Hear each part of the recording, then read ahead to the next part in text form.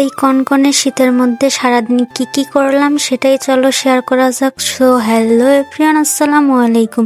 সকলে কেমন আছো? আশা করি অনেক ভালো আছো। তো আমিও আলহামদুলিল্লাহ অনেক ভালো আছি। কিছুদিন ধরে এত পরিমাণে শীত পড়েছে, এক কথা রোদের মুখ দেখাই যাচ্ছে না। আর এই শীতে বাহিরে বের হতেও একদমই মন চাচ্ছিল না, কিন্তু তারপরেও কি করার, সারাদিন রুমে থাকতে তো একদমই ভালো লাগে না। তাই বিকেলবেলা একটু সবাই মিলে ঘুরতে বের হলাম, আমি আমার চাচাতো বোন সবাই।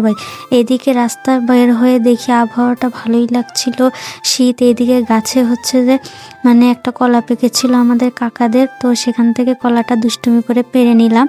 তারপরে একটু রোদ উঠতেই ডিমওয়ালা আঙ্কেল চলে আসছে বাড়ির উপরে ডিম নিতে। এই আঙ্কেল নাকি ভাইরাল, সবাই নাকি এনার ছবি তুলে তুলে পোস্ট দিচ্ছে আর ভিডিও নাকি ভাইরাল হচ্ছে। তো দেখা যাক আমার কি হয়।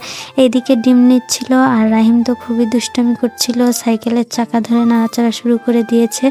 তো আমাদের বাড়িতে অনেকগুলো হাঁস আছে, আমার আম্মুর, আমার ভাবির, তারপরে আমার দাদির। তো সবাই মিলে ডিম বিক্রি করছিল আর এইদিকে মুরগিগুলো কেমন খেলাধুলা করছিল আর রাহিম মুরগির পিছন পিছন ছুটছিল।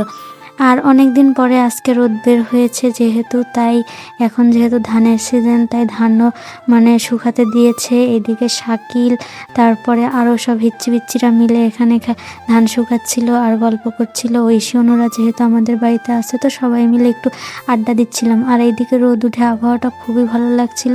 শাকিল পাখি মারছিল আর সেই পাখি নিয়ে সাজিম মারামারি লাগাইছে, এক কথায় সবাই মিলে অনেক গ্যাঞ্জাম লাগাইছে। আমি আবার একটু নাড়াচাড়া করছিলাম, তাকে কান্না করানোর চেষ্টা করছিলাম, সে তো খুব কান্না করে দিয়েছে। এদিকে শাকিল একটা পাখি পেয়েছে, এক কথায় সুতা দিয়ে ফান বানিয়ে সেখানে পাখি মারছে সে।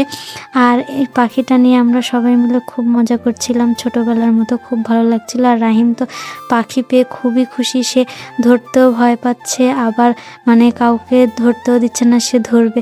তারপর আমি বললাম পাখিটাকে একটু চুমা দাও, সে বলছিল ভয় পাচ্ছিল। তারপরে একা একাই যখন বারবার বললাম, তাই সে নাড়াচাড়া করতে করতে পাখিকে খুব আদর করছিল। এদিকে তাসলির ছেলে, সেও আছে, সবাই মিলে অনেক মজা করছিলাম। আর এখন যেহেতু গুড়ের সিজন, সেহেতু আমাদের ওইদিকে রথ জাল করা হচ্ছিল আর আমরা সবাই মিলে উঠানে বসে গল্প করছিলাম। আর এইদিকে ওই যে অনেক আগে আমরা ঢ্যাপ তুলেছিলাম শাপলার, সেই ঢ্যাপের যে মোয়া বানানো হবে, এক কথা নাড়ু, তো নানি সেগুলো সিদ্ধ করে শুকিয়ে ডলে নিচ্ছিল।